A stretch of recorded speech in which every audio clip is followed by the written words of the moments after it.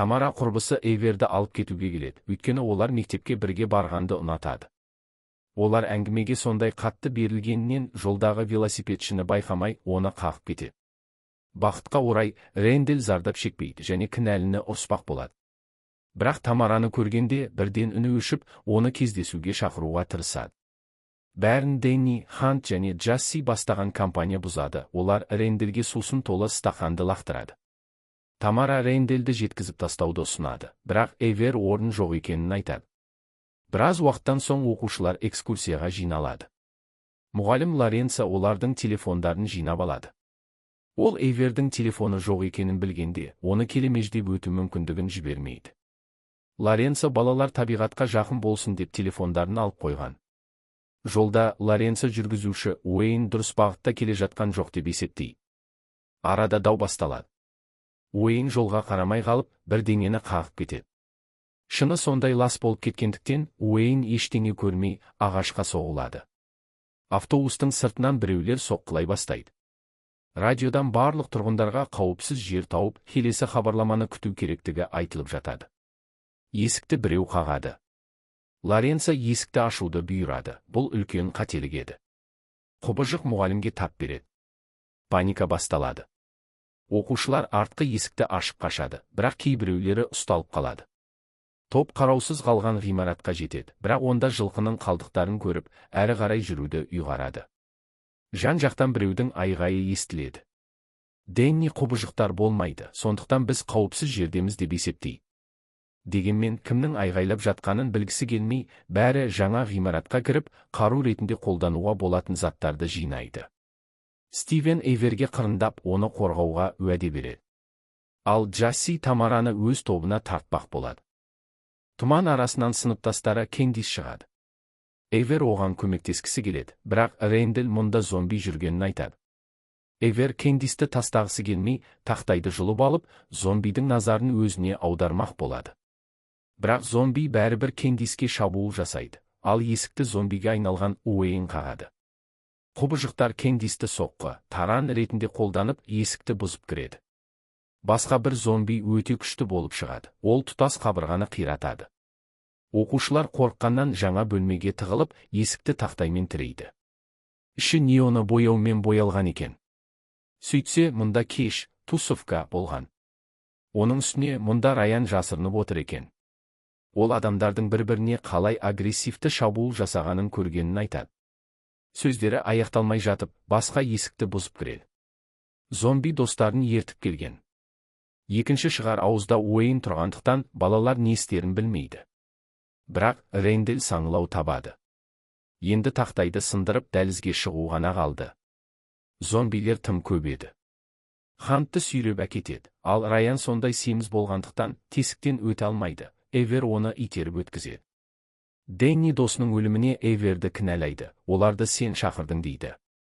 Бірақ Тамара бір қызық нәрсені байқайды, бөлмедегі манекендер өздеріне қатты ұқсайды. Мұның бәрі біреудің ұйымдастырған ісі болса ше. Бөлмеге Уэйн басып кіреді. Ол Тамараны ұстамақ болады, бірақ артынан Рэндалл келіп, оны естен тандырады. Тамара құтқарған үшін Рэндаллге алғыс айтады. Уэйннің қалтасынан әр түрлі заттар түседі, тек оты қана іске жарайды. Дэнни өзін нашар сезінеді. Рэндалл не болғанын сұрағанда, Дэнни өзін біреудің жаралағанын көрсетеді. Енді оның жалғыз мақсаты досын құтқару. Бірақ ол тіпті баспалдақпен де көтеріле алмайды. Раян оған су ұсынып, Даниэль деп атайды. Бұл оған ұнамай жігітке тап береді. Оларды әдеттегідей Уэйн бөлді. Ол Дэнниді ұстап алып, екеуі төменге құлап кетеді. Топ Дэннидің бір түрлі тұрып, тұманға қарай қашып кеткенін көреді.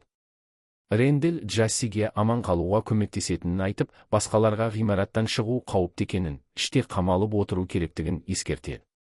Бірақ Эйвер мұның мағынасыз екенін түсінеді. Тамақ та, су да жоқ, олар қалай аман қалмақ? Оның үстіне оларды ешкім іздемейді. Көмек табу керек. Бір жоспар, барлық құбыжықтарды бір жерге жинап, телефондар қалған автобусқа қарай қашу. Рэндалл қарсы болады, бірақ Эйверге бәрібір. Ол бояу баллондарын алып, олардан жанғыш граната жасайды. Зомбилер отты көріп, солай қарай бет алады. Эйвер топтан бөлініп кетеді. Тамара оны тоқтатқысы келеді, бірақ Эйвер оған ренжігенін, өйткені Тамара өз құрбысының орнына танымал балаларды таңдағанын айтады. Стивен Эйверді жалғыз тастамай, онымен бірге кетеді. Олар автобусқа жетеді, бірақ телефондар апат кезінде қирап қалған екен. Эйвер өзін сәтсіз жоспар құрған сәтсіздікке ұшыраған адам сезінеді. Стивен оны жұбатады. Эйвер жасыл шамды байқап, өздері естіген шұғыл хабарламаның кассетаға жазылғанын түсінеді, демек, мұның артында біреу тұр. Кенет Стивен, бұны білмеуің керек еді деп, Эйверді естен тандырады. Көп ұзамай Стивенмен сыбайлас болған Рэндалл келеді. Осыдан бір ай бұрын, Рэндалл мектептің ең танымал оқушыларын келемеждеу және қыздарға ұнау үшін осы жоспарды ойлап тапқан екен. Ескі ғимаратты солар дайындаған. Басты зомби Чип есімді адам еді. Ол мұғалімді естен тандыруы керек еді, бірақ оны мүлдем жойып жіберген. Эйвер есін жиғанда Чипті таниды.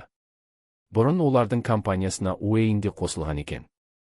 Оның Лоренцомен қарым-қатынасы нашар болғандықтан, оған зиян тигізуге қарсы болмаған. Ал апат қызыл бояу толтырылған шардың кесірінен болған. Ал басқа зомбилер, олар кәдімгі адамдар, бірақ Чип жасаған заттың әсерінен естерін жоғалтқан. Олардың арасында дау басталады, өйткені бәрі бұлай алысқа кетеді деп ойламаған. Чип бұдан ешқандай мәселе көрмейді, өйткені сұйықтықтың әсерінен ешкім ештеңе есіне түсіре алмайды. Эйвер зомбилердің бірі одан көмек сұрағанын есіне түсіреді. Чип істі соңына дейін жеткізіп, өз бостандықтарын сақтау үшін тірі қалғандардың көзін жоюды ұйғарады. Стивен бұны қаламайды, бірақ Рэндалл оны тыныштандырады. Автобуста тек Чип қалады. Эйвер білдіртпей қашып кетпек болады, бірақ қолынан келмейді. Ол елесінде мұғалімін көреді, ол, сенің отбасың бар, соңына дейін күрес дейді. Бұл Эйверге күш береді, ол Чипті естен тандырып, соққының астына алады. Осы уақытта барлық зомбилер бір торда қамаулы тұр еді. Жігіттер оларға Чиптің препаратын береді де, Рэндалл оқушыларға барып, мен барлық зомбиді ұстадым, енді оларды оңай өлтіреміз деп қару таратады. Бірақ Эйвер келіп бәрін бұзады. Ол мұның бәрі өтірік екенін айтады, олар бізді алдады, есірткі берді, бірақ қателесті. Енді жазадан құтылу үшін бізді өлтіруі керек. Дэнни бұны растайды. Тамара Эйверге сеніп, Рэндаллге шабуыл жасайды. Оның денесі шымылдықты жыртып жібереді. Оның артында жігіттер өздерін батыр, ал қыздарды оларды құшақтап тұрған кейіпте салған сурет бар екен. Рэндалл препараттың үлкен дозасын алып қояды да, оның агрессиясы 100%-ға артады. Тек бәрі біріккенде ғана оны жеңеді. Қорытындысында олардың жоспары орындалды, бірақ олар ойлағанда емес, оқушылар өз мәселелерін шешіп, енді бәрі дос. Фильм осымен аяқталады.